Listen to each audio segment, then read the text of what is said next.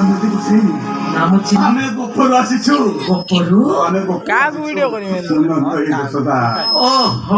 ରାଜମାତା ଦେବକୀ ଆମକୁ ଆଗ୍ରହ କରିବା କଥା ଓଲରେ ସେ ଆମକୁ ଘଉଡ଼ାଇ ଦେଉଛନ୍ତି ଘଉଡ଼ାଇ ଦଉଛନ୍ତି କୁହନ୍ତୁ ବସାଇ ଆମେ କନ୍ୟାକୁ କଣ କରିନଥିଲୁ କନ୍ୟା ପାଇଁ କଣ ଆମର କୋଉଠି ତ୍ୟାଗ ନାହିଁ କୁହନ୍ତୁ ବସାଇ କନ୍ୟା କରିନଥିଲୁ କୃଷ୍ଣଚନ୍ଦ୍ର ପାଇଁ ମୁଁ କଣ କିଛି କରିନି ନାରାୟଣ ନାରାୟଣ ରାଜମାତା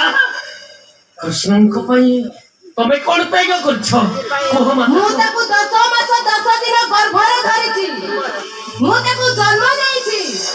କଂସ ବନ୍ଦିଶାଳା ଥିଲା ବେଳେ କେତେ ଦେବତା ମାନସିକ କରିଛି ଆଉ କେତେ ଦୁଃଖ କଷ୍ଟ ମଧ୍ୟ ସହିଛି ମୋ ପୁଅ ପାଖରେ ଏଇ ତାର କି ଅଧିକାର ଅଛି ନାରାୟଣ ନାରାୟଣ ନାରାୟଣ ମୁଁ କଣ କହିବି ମାଧୁସୁମତି କଣ ନ କରିଛି ତୁମେ କଣ କରିଛ ମାଧୁସୁମତି କଣ ନ କରିଛି ତୁମେ କଣ କରିଛ ଧନବନି କ୍ଷୀର ଖାଇବାକୁ ଦେଇଛି ମୁଁ ତା ହାତ ଧରି ତାକୁ ଚାଲିବା ଶିଖେଇଛି 10 ବର୍ଷ କାଳ ମୁଁ ସବୁ ଅଳି ଅଝଟ ସହିଛି ସହିଛ ମାତା ସହିଛ ମୁଁ ତାକୁ ଛୋଟରୁ ବଡ କରିଛି ନିଶ୍ଚୟ ମାତା ମୋ ପୁଅ ପାଖରେ ଏଇଟାର କି ଅଧିକାର ଅଛି ମୋ ପୁଅକୁ ତୋ ପୁଅରେ କହିଥିବୁ ତୋ ଗଳା ଧକ୍କା দিয়ে ତାକୁ ବାହାର କରିଦେବୁ କୃଷ୍ଣଚନ୍ଦ୍ର ମୋ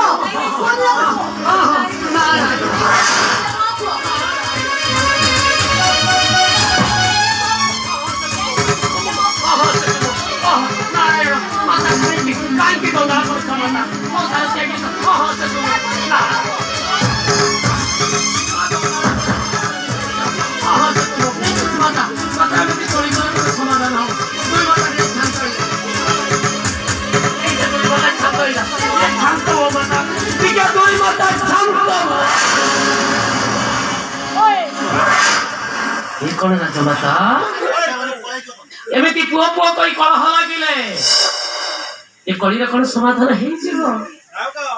ମୁଁ ବୁଝୁଛି ରାଜମାତା ମୁଁ ବୁଝୁଛି ତୁମେ ତାଙ୍କୁ ଜନ୍ମ ଦେଇଛ ମୁଁ ତାକୁ ଜନ୍ମ ଦେଇଛି 10 ମାସ 10 ଦିନ ଗର୍ଭରେ ଧରିଛ 10